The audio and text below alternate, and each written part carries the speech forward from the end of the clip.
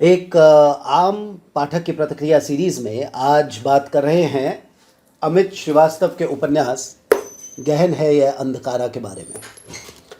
यह उपन्यास from the reader, of the reader, for the reader type का उपन्यास है और यह बात उन्हीं उपन्यासों के बारे में कही जा सकती है जिन्हें पढ़ते समय लेखक की आंख अपनी आंख लगे, ऐसा लगे कि देखा मेरी आंख ने भी तो यही देखा है।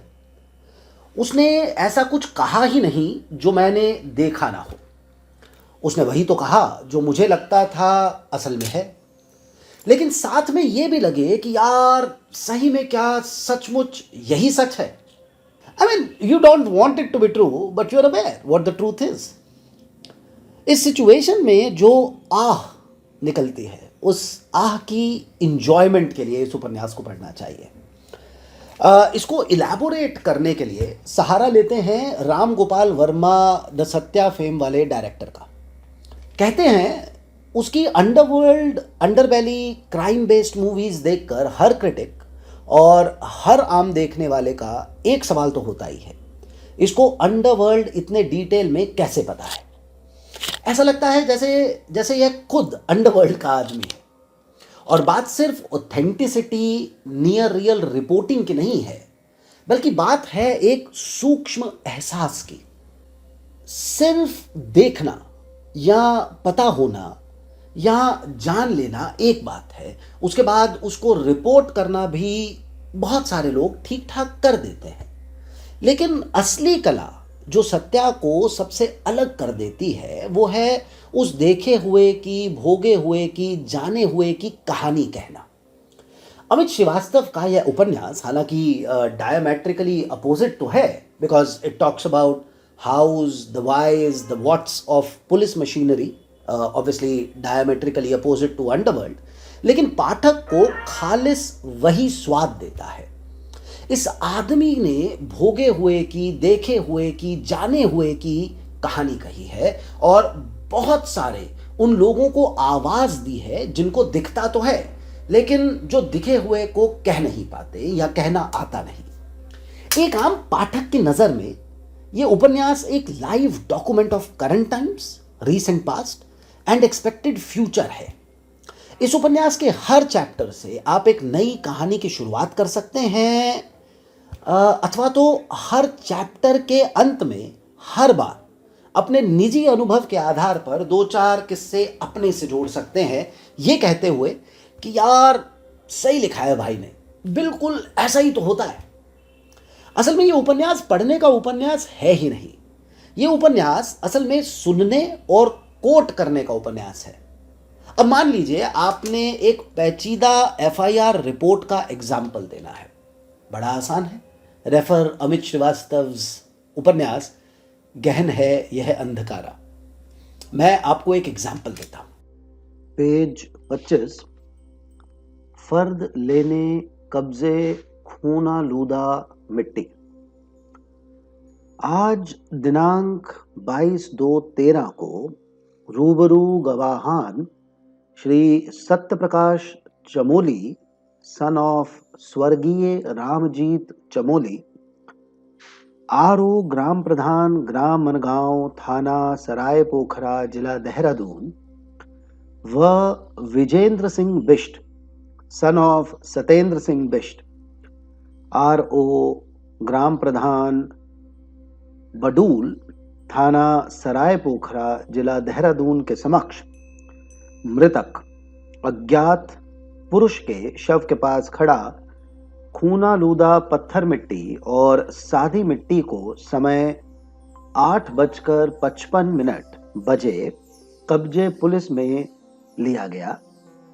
खूना लूदा पत्थर मिट्टी को एक प्लास्टिक के डिब्बे में तथा सादी मिट्टी को दूसरे प्लास्टिक के डिब्बे में रखकर दोनों डिब्बों के ढक्कन बंद कर तथा डब्बों के ढक्कन को सफेद कपड़े में बांधकर सील, सर्वे, मुहर कर नमूना मुहर लिया गया।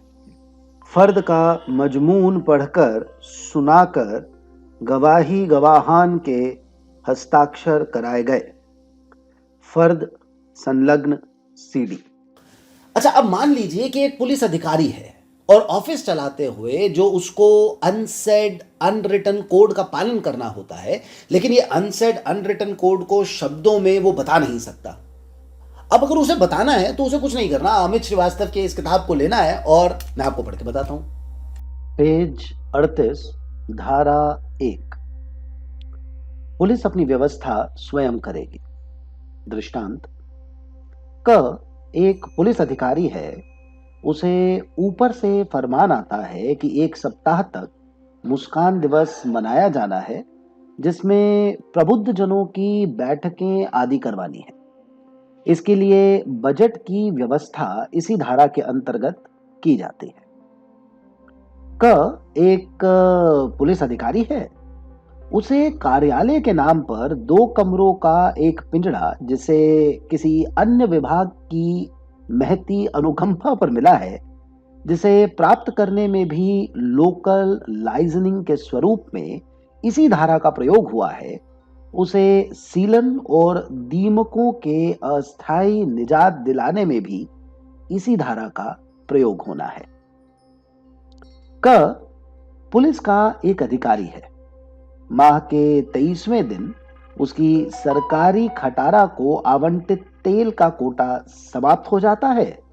अगले 7 दिन वो इस धारा के अंतर्गत कार्य करेगा। और धारा क्या है? पुलिस अपनी व्यवस्था स्वयं करेगी। शानदार, शानदार। ऐसे 12-13 अनरिटन कोड इस उपन्यास के अंदर है, एज अ सेपरेट पेज। मेरा फेवरेट वाला कुछ इस तरह से है, वो पढ़कर सुनाता हूं आपको। नजराना, शुक्राना, जबराना, इन शब्दों का चमत्कार एक सच्चाई की हद तक गल्प कथा से समझते हैं। एक गांव में डकैती पड़ी। डकैती कैथान में पड़ी थी, लेकिन साहब ठकुरान में आए। उनके आने लायक तब वही जगह सही समझी गई। गांव की स्त्रियों ने तिलक लगाया, स्वागत हुआ। जाते समय जाने चंदा इकट्ठा करके या कैसे उनकी जीप में घी के मटके, चावल की बोरी, ताजा गुड़ और बच्चों के चूसने के लिए अलग से कहाड़े से ताजा ताजा निकला चिनगा बांध दिया गया। यह गांव की तरफ से नजराना था, सिर्फ नजर आ रहा था इसलिए नहीं। तो यह हुआ नजराना। कोतवाल साहब ने जाते जाते एक व्यवस्था की। गांव के खलिहर युवाओं को मिलाकर एक पहरा टीम बना दी और थाने के 2 सिपाहियों को उसका इंचार्ज बना दिया। अगले कई महीनों तक गांव में डकैती नहीं पड़ी।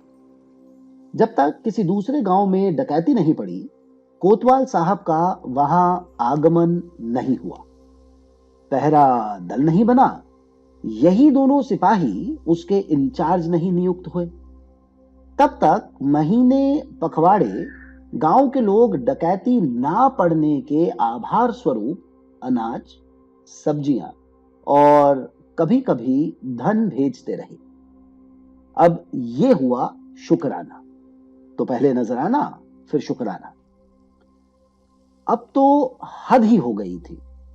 सालों ने 4-5 डकैतियों की परमिशन ली थी, 2-3 और बढ़ा लेते, लेकिन ये 16वीं डकैती थी।